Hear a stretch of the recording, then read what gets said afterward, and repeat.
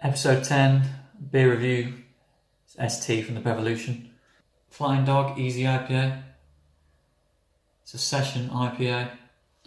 Flying Dog Brewery over in the US.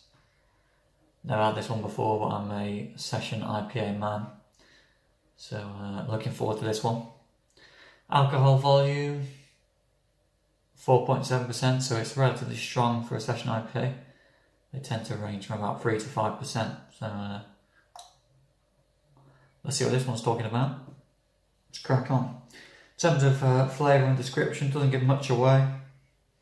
Couldn't find this beer on the website, so never had this one before. Keeping their cards very close to their chest over there in the US. What do you see to a session IPA?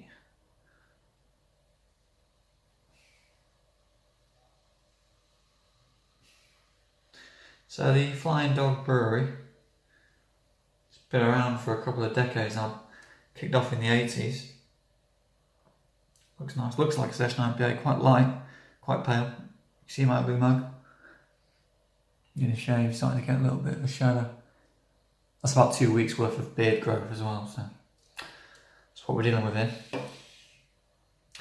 Yeah, so Flying Dog Brewery kicked off as some American blokes went to climb K2, which was still is the second biggest mountain in the world. Only 4 people had climbed it at the time, so it was a big achievement. And then they saw a picture of a flying dog on the wall after they'd done it when they were getting pissed up. So they thought, let's start a brewery, call it that, as you do. But anyway, enough of me rambling on. Let's give it a try. Give it a sniff first. Pretend I know what I'm talking about in terms of beer aromas. It smells quite sharp, citrus flavour. The citrus smell definitely overpowers anything else, so let's see what we got. It's very nice, it's quite smooth. There's a definite citrus flavour to it. It's very light, very light. I could see myself drinking an awful lot of these. Not trying to show off. I'll probably be on the floor after about 6 anyway.